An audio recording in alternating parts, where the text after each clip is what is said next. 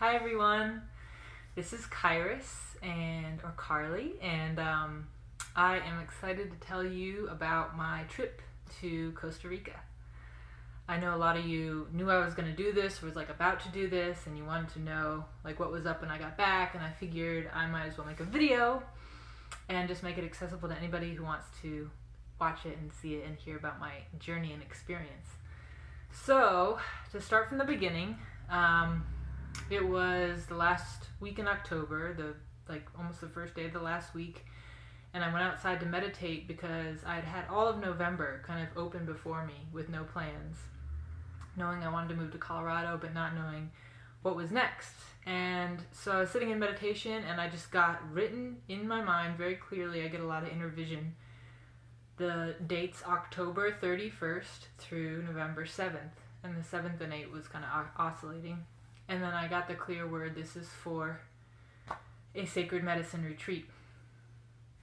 Now, I personally don't know how much, I'm allowed to speak about these things or not. I don't have any fear personally, but I'm going to be calling it sacred medicine. And it is what it is. So, I researched this online, the exact dates, and up popped a retreat for those exact dates. With the November 7th, it had the day 8 days in parentheses. So I figured that's even the 7-8 that came up. So I contacted the retreat center. I said, can you still take me? I know I'm only a week out. And I got a yes.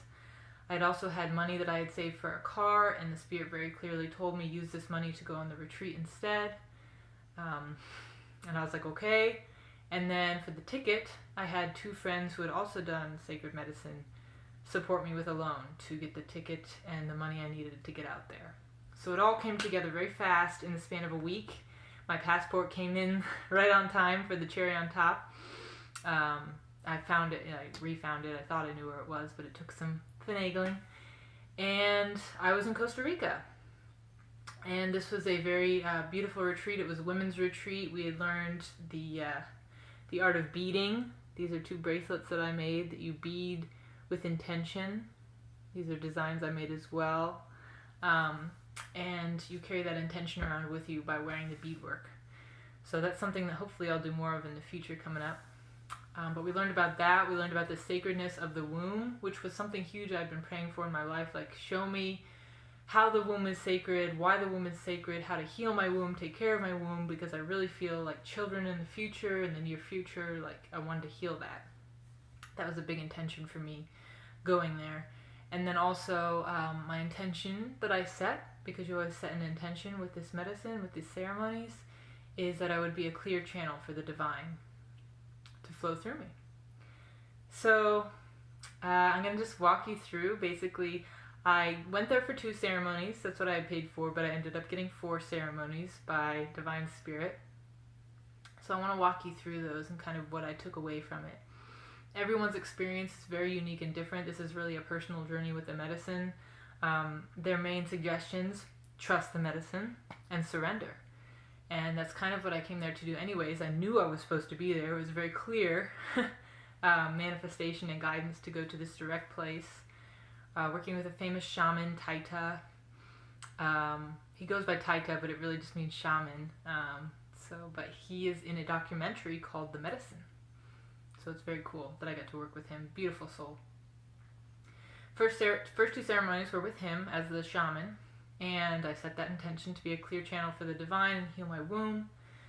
Heal my womb was kind of just overall, and it really happened. We went through a beautiful ceremony with this woman, Adriana, later in the week. So, just amazing, which I'll get to in a second. But so the first ceremony, I went and you drink the medicine at different stages during the event. You drink 3 different times if you want to. Some people are good after the first. But I was drinking every time, and I got to the 3rd cup, was feeling really nauseous because you vomit and purge a lot. And if that's what you're supposed to do. And I was feeling nauseous, I had purged some, and I was waiting basically to see, you see a lot of psychedelic visions normally. So I was waiting to experience this divine psychedelic nature, visionary experience, and I didn't get it. And, many people have an experience with this medicine as like a divine goddess, a divine mother. And she came to me and she said very clearly, she said, "Are you willing to give up the ability to see the vision?" And like for all time, are you willing to do that? And I was like, wow. The whole night I had been chanting the mantra, "Purify my temple, I surrender," and this was kind of like it. I was faced with some of my entitlement, the issue. Like, I felt like I'd been so spiritual and I dedicated so much to the spiritual path that of course I was going to see this amazing vision, and instead I'm being asked to give it up. But I said yes. And I cried about it. It was intense. I still have my inner vision, which I've always seen very strongly. I get word pictures for people.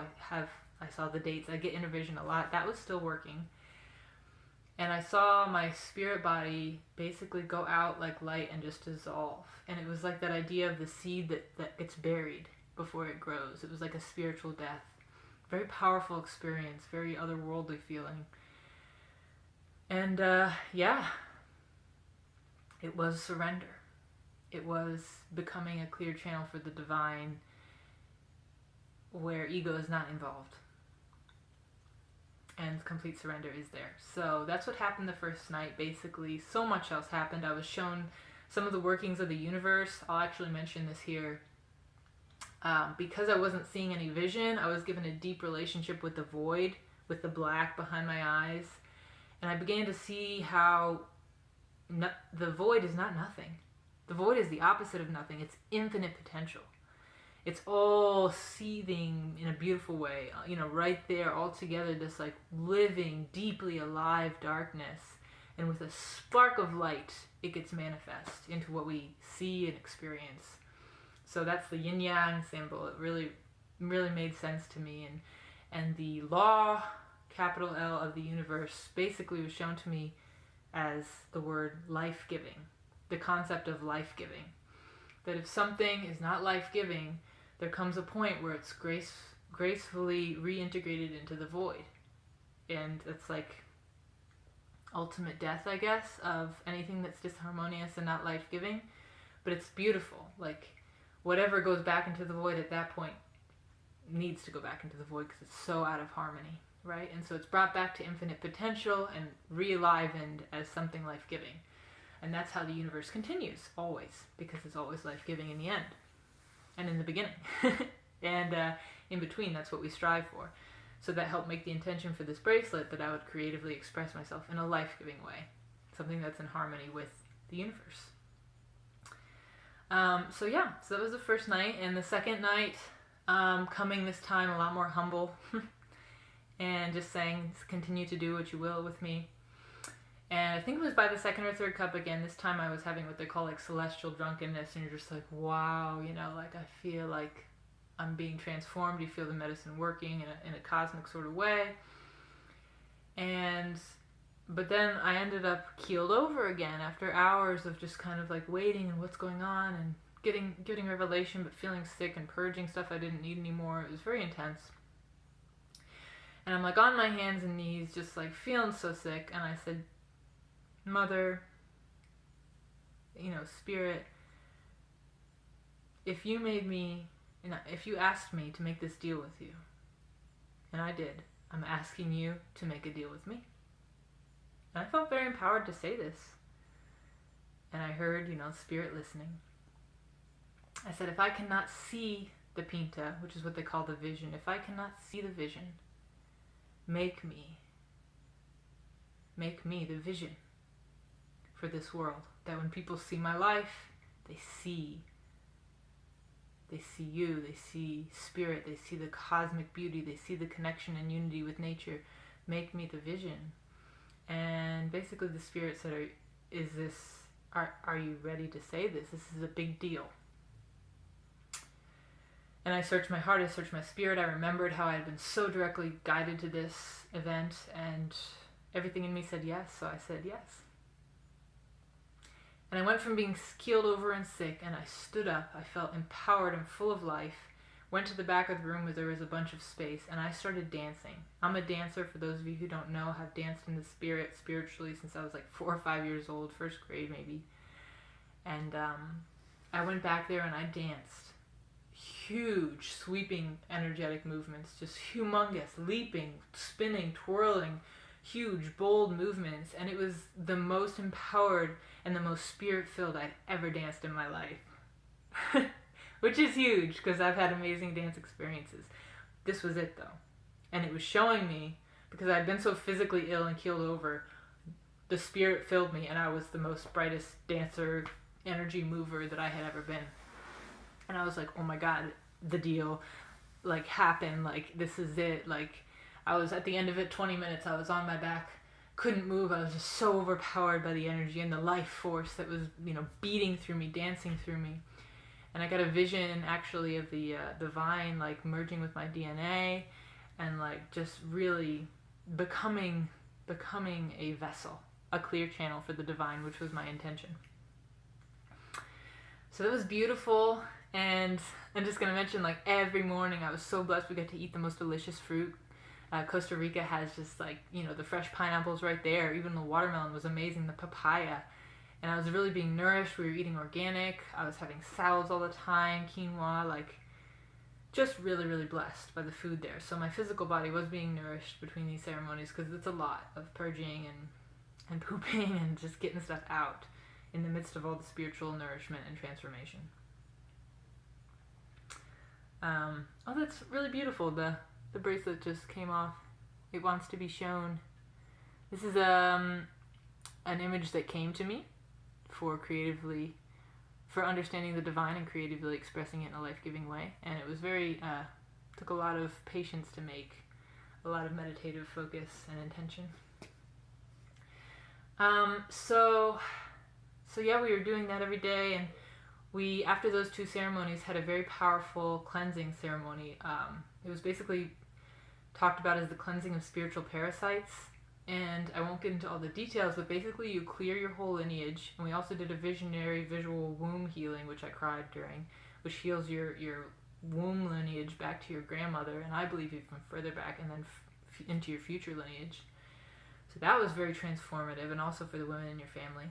I can't even explain. It was so beautiful. Thank you, God.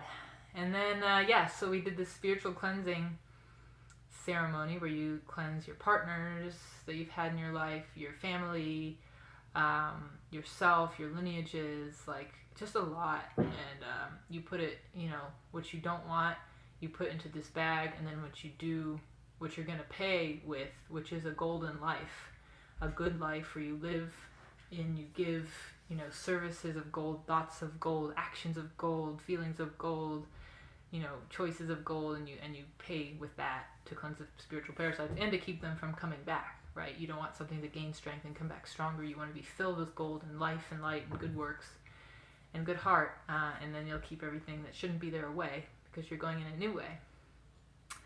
So yeah, we did that, and I actually heard from a lot of friends and family who were in that with me, who I had put into that cleansing. I heard many testimonies already of their lives changing for the better. So it's really cool. This is real medicine. This is real work in the healing realms that has been very ancient, thousands and hundreds of thousands of years probably. More than we can imagine, going back to ancient roots. Very blessed to be a part of this work that's going on in the world. And then, so I was going to originally go to a place in Costa Rica that was a work exchange that I had heard about through a friend on the other side of Costa Rica. It was all lined up. But the moment I got to this place, this first place that I went to, I was like, you know what? I feel Spirit saying I'm supposed to stay here for the second week. But I waited for confirmation, and I did get it when I found out they were doing more ceremonies. And I talked to the woman there, and I said, hey, I don't know how, but I'm feeling I'm supposed to do more of these ceremonies, so I want to stick around. And she said, you can come to one for free. And I was like, oh my God, wow, thank you. Like, just like, what? Because that doesn't normally happen with these ceremonies. So it was really beautiful. And then I ended up trying to go to one place and getting kicked out, basically, because I was doing ceremonies. Ending up back where I started, and they let me stay for work exchange. So I cleaned dishes, and I swept, and I helped set up for the ceremonies that were coming. And happened to be that this place that I came back to before the women's ceremonies that I got a free one for, the place that I was staying decided last minute that they were going to help host ceremonies that weren't able to happen in another location. And so I was like, you know what? Since I'm here, I wonder if I could stay and sit with them, even if I didn't drink with them. And so I asked, and the shaman said, you can actually drink with us if you get the host of this place to let you stay and have ceremony with us. And so I asked again, and they said, if you can help clean up, and I did help clean up some vomit and like dirty tissues and, you know, set up and clean up and all that good stuff, you can drink with us too. So I got to do a third ceremony there, and it was very intense. The third ceremony was mainly physical. It was a sweet energy and a peaceful energy, but a lot of purging and a lot of pooping, and like I just know I got so much physical healing along with emotional and spiritual and all that, but it was very physically cleansing. And I did have a migraine the next day because I hadn't prepared for this next ceremony. I thought, let's just say I could have eaten a little bit cleaner, and that might have been a reason for the migraine. But it was also very intense, and I heard from other people they had an intense physical experience because the medicine's brewed differently by different shamans and with a different intention. So that intention I had set was financial freedom, and there was one other. I'm not remembering, but my main one was financial freedom, and just being basically free to be a vessel in this world in terms of physical means and stuff like that. And a lot of physical purging needed to occur. And so yeah, so after that, I made my way. My beautiful friend let me stay in her hotel for the next like 5 days, and what a blessing that made it all possible. She really she came to me and approached me when she heard I wanted to stay there for longer and do the women's ceremonies. So I stayed with her, and beautiful Costa Rican hotels, all kinds of crazy wildlife, huge iguanas, like the howler monkeys that are like, whoa! We're like in our ceremonies and stuff. They're all over Costa Rica.